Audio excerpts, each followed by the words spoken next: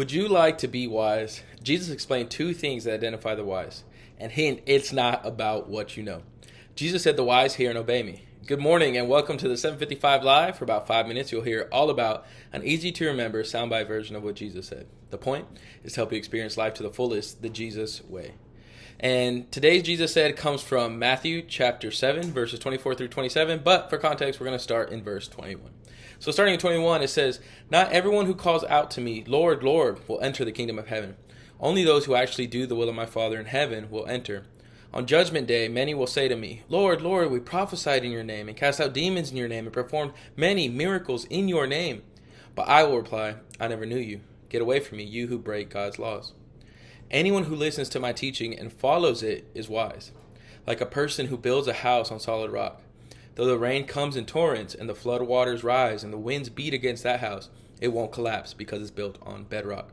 So that's the good news. That's where wisdom is.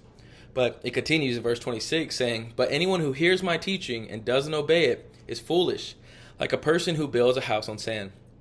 When the rains and floods come and the winds beat against that house, it will collapse with a mighty crash." So here's the bad news. That's where the foolishness is. So this is kind of a difference. You know, we have East versus West in our lives because modern Western logic is information is wisdom. But Jesus is, Eastern logic is application is wisdom. So with today's world events, we read about crazy things happening. This leads to revelation for a lot of people. And if we look at a couple of passages that relate to this, in Revelation chapter 14, verse 12, it says, "This requires the steadfast endurance of the saints, those who obey God's commands and hold to their faith in Jesus." So this is talking about how you make it through the end times. That scary book that a lot of people don't want to read, but basically saying how you make it through tough times, all the tough times, the really hard times that are going to be a part of Revelation and maybe what we're experiencing now. So he's saying, how do you do it? You obey God's commands and hold to the faith in Jesus. So did you know that's the key to being blessed? And then it continues in Revelation 1:3, just a different place. It says, "Blessed is the one who reads the words of this prophecy aloud, and blessed are those who hear and obey the things written in it, because the time is near." Again, repeating what Jesus said. Blessed are those who hear and obey. So this is the difference between temporary and eternal. A contrast of flesh and spiritual things. What kind of structure are we building? How are you living your life? Are you living it wisely or foolishly? It's really that simple. What are you worried about? What are the things that you're focused on in life?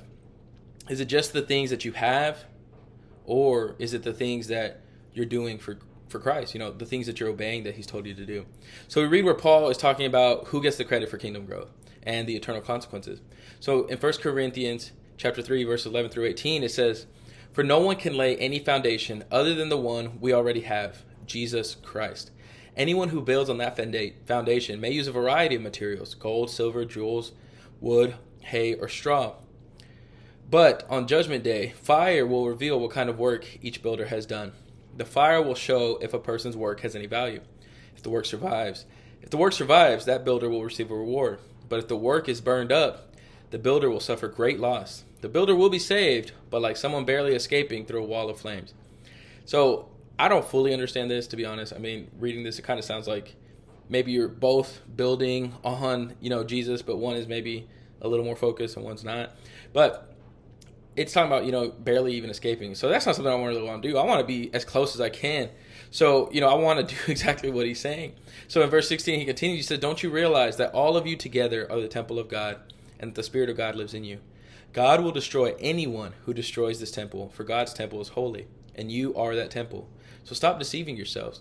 If you think you are wise by this world's standards, you need to become a fool to truly be wise, or to be truly wise." So wisdom has only one standard: Jesus. It's not what the world says. It's not anything else but Jesus. Where are you getting your advice from? These are things you need to ask yourself, because God's going to destroy anything that's not Jesus. God's going to destroy anything that's built on any other foundation than him. And that's some serious business. That's not something to joke about or take lightly. And wisdom, again, Jesus said, "The wise hear and obey me." So it's not just what you know, but what you do. What are you building on? What are you laying as the groundwork for your life and all your actions? Are you like the world, foolish, or are you like Jesus, wise? So again, it's not about what you say only, but it's actually, are you doing the will of the Father in heaven?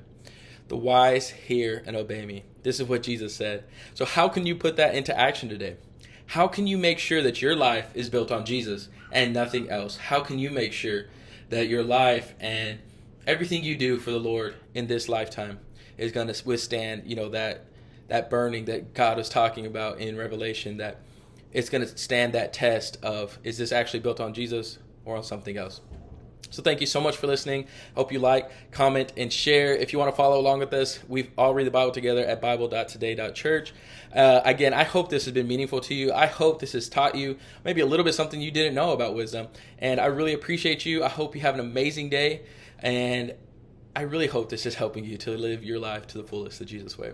So remember to follow Jesus today. And we end everything by saying, love first. Thank you, guys.